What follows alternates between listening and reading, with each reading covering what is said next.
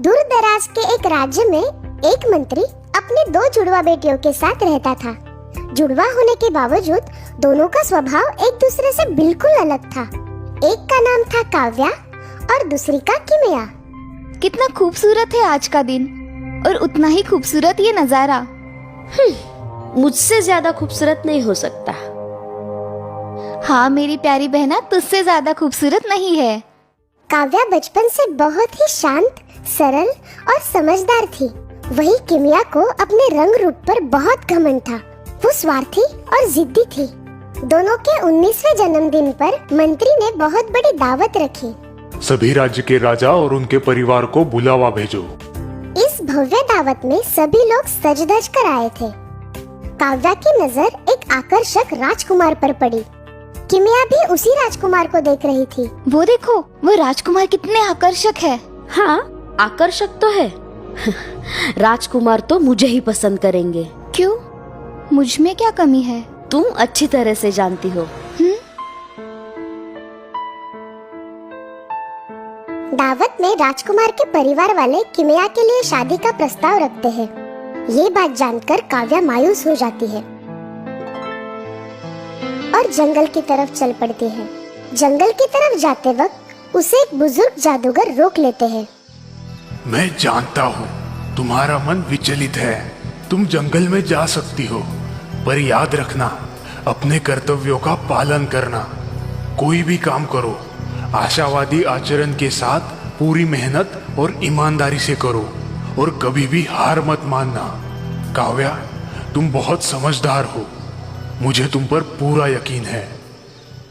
जंगल में थोड़ी दूर जाते ही उसे एक अजीब सी आवाज सुनाई देती है। हाँ? ध्यान से देखने पर उसे हिलती हुई घास दिखाई देती है जहाँ से आवाज आ रही थी। काव्या घास के पास आकर देखती है। अरे ये क्या? हिरन, तुम इस शिकंजे में कैसे फंस गए? रुको, मैं तुम्हें शिकंजे से बाहर निकालती हूँ। वाह, कितने खूबसूरत हो तुम। बिल्कुल सोने जैसे चमक रहे हो। बहुत बहुत शुक्रिया। हाँ, तुम बोल सकते हो? हाँ, तुम्हारा दयालु आचरण देखकर मैं बहुत प्रसन्न हूँ। अब तुम आगे बढ़ती जाओ। वो आगे जाती है। उस डरावने जंगल में आगे बढ़ते हुए काव्या को अब थोड़ा सा डर लगने लगता है। अरे बाप रे, कितना घना जंगल है। आगे जाकर काव्या को एक हंस जाल में फंसा हुआ दिखाई देता है। अरे ये क्या? तुम इस जाल में कैसे फंस गए? हंस बहुत छटपटा रहा था। शांत रहो, मैं तुम्हें इस जाल से छुड़ाती हूँ। काव्या उस जाल से हंस को बाहर निकालती है। जैसे ही हंस जाल से बाहर आ जाता है, वो अपने खूबसूरत पंख फैलाता है। अब तुम आजाद हो। शुक्रिया, तुमने मुझे जाल से आजाद करवाकर नया जीवन दिया है। हाँ, तुम भी बोल सकते हो? हाँ, तुम बहुत दरिया दिल और निस्वार्थ लड़की हो। अब तुम आगे बढ़ती जाओ। आगे जाकर काव्या को एक बेजान और सूखा हुआ पेड़ दिखाई देता है। अरे, ये पेड़ तो सूख गया है। लगता है इसे पानी की जरूरत है। वो पास की नदी के किनारे जाती है। वहाँ एक घड़ा रखा हुआ था। वो उस घड़े में पानी भरकर सूखे पेड़ पर डालती है। पानी डालते ही पेड़ में जान आ जाती है। हाँ? अरे ये क्या? हाँ? अरे अरे अरे, ये क्या हो रहा है? धन्यवाद, तुमने मुझे पानी दिया। हाँ? तुम भी बोल सकते हो? हाँ। लड़की, तुम बहुत नेक दिल की हो और तुम्हें किसी भी चीज का लालच नहीं है। तुम्हारा दयालु आचरण देखकर मैं बहुत प्रसन्न हूँ और मैं तुम्हें तोहफे के तौर पर कुछ देना चाहता हूँ। जाओ, वहाँ जो नदी है उसमें एक डुबकी लगाओ। ठीक है, जैसी आपकी आज्ञा। काव्या आगे जाकर नदी में डुबकी लगाती है और जैसे ही वो बाहर आती है, उसे कुछ नया सा महसूस होता है। उसका रंग रूप अब बदल गया था। वो बहुत खूबसूरत हो गई थी। ये देखिए, लेकिन ये सब कैसे? ये तुम्हारे कर्मों का फल है। मेरा सौभाग्य है कि मुझे आपके दर्शन हुए। मैं ये नहीं जानती कि ये सब कैसे हुआ, लेकिन मैं बहुत खुश हूँ। हमेशा खुश रहो बेटा। मेरी एक सूखी टहनी तोड़ो। जैसे ही काव्या एक टहनी तोड़ती है, वो टहनी एक अंगूठी में बदल जाती है।